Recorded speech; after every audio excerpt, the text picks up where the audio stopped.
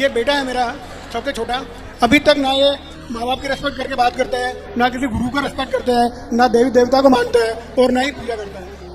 पूजा वूजा नहीं करता? पूजा नहीं। क्यों नहीं करता? बात कराओ, पढ़ा लिखा है? हाँ जी। का काम ये थोड़ी है कि वो झूठ ना बोले, ये सच बोले। भगवान ने आपको झूठ और सच बोलने की शक्तियां दे रखी हैं दोनों जी। अब बोलना क्या है, सच या झूठ, वो आपके ऊपर है। आपके पास भी तो अपनी बुद्धि है, आपके पास भी तो अपनी समझ है, आपको भी तो पता है क्या सही है क्या गलत है। फिर भी कोई झूठ बोले तो भगवान दोषी नहीं होते। आपने कहा भगवान का अनुभव नहीं हुआ जी, मैं आपको अनुभव करा दूं।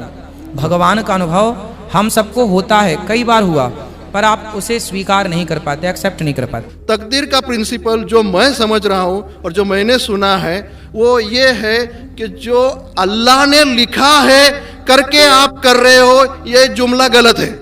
आप जो करने वाले हो वो अल्लाह को मालूम है करके अल्लाह ने लिखा है।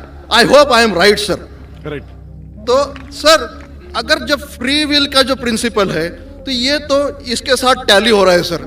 जबकि मैं देख रहा हूँ फ्री विल आप जो करने जा रहे हो, यानी कि मुझे फ्री विल तो है करने में, ये प्रिंसिपल टैली हो रहा है। अब रहा प्रिंसिपल टेस्ट का। अब जब अल्लाह ने हमें यहाँ टेस्ट के लिए भेजा है तो आप यहाँ कह रहे हैं कि आप जो करने जा रहे हो वो अल्लाह को ऑलरेडी पता है और उन्होंने लिख के रखा है। तो मुझे ये समझ में आ रहा है कि हम आखिरत तक क्या करने वाले हैं, यानी सब लोग जो है क्या करने वाले हैं ये अल्लाह को पता है, ये एंड रिजल्ट अल्लाह को पता है, ऐसा मुझे लग रहा है। बिल्कुल सही।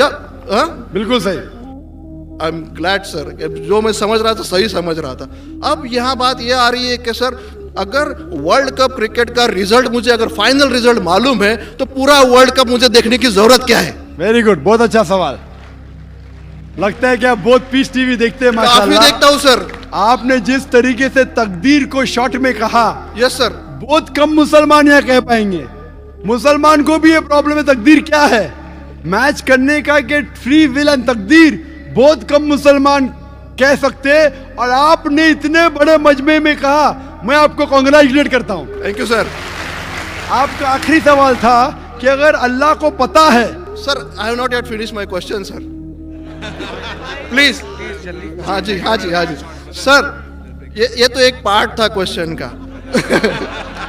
दूसरा पार्ट ये है कि अल्लाह को जब अगर मैं तो बनिया हूं सर, मुझे मालूम पड़ा है कि इस्लाम एक्सेप्ट करके मुझे स्वर्ग मिलेगा या नर्क मिलेगा, कुछ न कुछ तो मिलना पक्का है। अब ये सब खेल में अल्लाह को क्या मिल रहा है ये मैं जानना चाहता हूं सर। बहुत अच्छा सवाल। ये दूसरा सवाल है मेरा। और तीसरा, दोनों सवाल का जवाब दूंगा, तीसरा मत पूछिए सर। शॉर्ट है, शॉर्ट ये, नहीं तो लोग मुझे कहेंगे कि मैं ना इंसाफी कर रहा हूं। नहीं, इसी कनेक्टेड है सर, इसी से कनेक्टेड है। और सिर्फ आउट ऑफ क्यूरियोसिटी पूछ रहा हूँ, आप देना चाहे दे सकते, नहीं देना चाहे नहीं दे सकते। सर हमारा फैसला कैसा होने वाला है ये तो मुझे पता चल गया कि डूज और डोंट्स कुरान में लिखे हो, फॉलो करो, आपका फैसला हो जाएगा। लेकिन जो जानवर एनिमल्स जो है, एलिफेंट्स, ये जो भी जानवर है, इनका फैसला अल्लाह कैसे करने वाले ये मुझे जानने की क्यूरियोसिटी है। आप देना चाहे दे सकते हैं। तीनों जवाब दूंगा, मुख्तसर सा दूंगा। आपने बिल्कुल सही किया तकदीर के बारे में। आप पीस टीवी देख रहे हैं, वहां से मालूमात सही मिली। आपके जो 3 सवाल थे, पहला सवाल तक अल्लाह जब जानता है ये सब होने वाला है तो ये खिलवाड़ क्यों होता है ना, कठपुतलियां। जब अल्लाह ताला सब जानते हैं तो हम लोग क्यों ये रचा रहे ड्रामा? डायरेक्ट क्यों ना मुझे जन्नत में डालता है, डायरेक्ट क्यों ना दोज़ख में डालता है? बहुत अच्छा सवाल।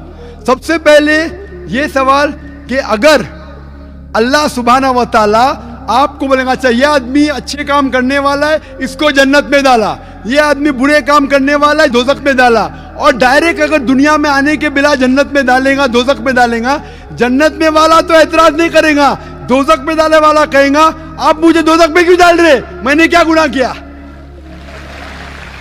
अल्लाह ताला कुरान में ये लिखा है, आखिरत के दिन में आप अल्लाह से ये नहीं कहेंगे क्या वो नाइंसाफी कर रहे, आपके जिस्म आपके खिलाफ गवाही देंगे, आपके फेवर में गवाही देंगे, आपके आंख, आपके हाथ, आपके हर जिस्म के अंग अंग आपके फेवर और खिलाफ में गवाही देंगे।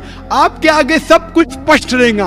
तो आप अल्लाह से ये नहीं कहेंगे कि आप मुझे दोज़ख में क्यों डाल रहे, आप कहेंगे मुझे और एक मौका दो। अल्लाह कहेगा टेस्ट खत्म हो गया है। अगर डायरेक्ट आपको दोज़ख में डालेंगे तो आप कहेंगे, अल्लाह ने मिसाल के तौर पे अगर टीचर जानता है कि ये स्टूडेंट को फर्स्ट आने वाला है, ये स्टूडेंट फेल होने वाला है, अगर डायरेक्ट बोलेगा नो टेस्ट, आपको पास किया आपको फेल किया, पास करने वाला इतराज नहीं करेगा, फेल करने वाला बोलेगा अरे आपने फेल क्यों किया मुझे, अरे आप तो बुद्धू है आपको, लेकिन फेल क्यों किया, इसलिए टेस्ट लेता है। अल्लाह ताला जानता है लेकिन आप उस पे एतराज नहीं किया आखिरत में, इसलिए टेस्ट ले रहा है। नंबर 2, अल्लाह को फायदा क्या है? अल्लाह को शैतान ने उसको चैलेंज किया था कि मैं तेरे बंदे को भड़काऊंगा। चैप्टर नंबर 7 में लिखा गया है, तो अल्लाह कहता है कि मेरे बंदे को तू भड़का सकेगा ही नहीं, जो मेरे बंदे ने उसको भड़काएगा। इब्लीस कहता है मेरे पनिशमेंट को डिले करो, गिव मी रिस्पाइट, अल्लाह डिले कर लेता है। अल्लाह क्यों कर रहा है? क्योंकि अल्लाह ताला के लिए इंसान सबसे बेहतरीन मखलूक है, बेस्ट क्रिएशन। बाकी creation don't have free will, इंसान को फ्री विल है, तो ये सबसे बेहतरीन क्रिएशन है। उनको खुशी हो रही कि बाकी जो लोग हैं, आपका तीसरा सवाल भी इसमें आता है, जो फरिश्ते उनको चॉइस नहीं, जो अल्लाह कहता है मानना ही पड़ता है। जानवर को फ्री विल नहीं है, जो अल्लाह ताला कहेगा जानवर करेगा, फ्री विल नहीं। इंसान एक ऐसी मखलूक है, ऐसा क्रिएशन है जिसके पास फ्री विल है, इसीलिए उसे खुशी होती है कि मैं फ्री विल देने के बाद ये इंसान मेरी इबादत कर रहा है। Answer number 2। आंसर नंबर 3, ये टेस्ट जानवरों के लिए नहीं है। जानवर के लिए टेस्ट नहीं, सिर्फ इंसान के लिए और जिन के लिए। जानवर अगर किसने भी कोई गलत किया, एक जानवर ने दूसरे जानवर के खिलाफ कुछ सिंग मारी, तो आखिरत के दिन पे उसका बदला लिया जाएगा और उनको खत्म किया जाएगा। इन लोग स्वर्ग और नरक में नहीं जाएंगे।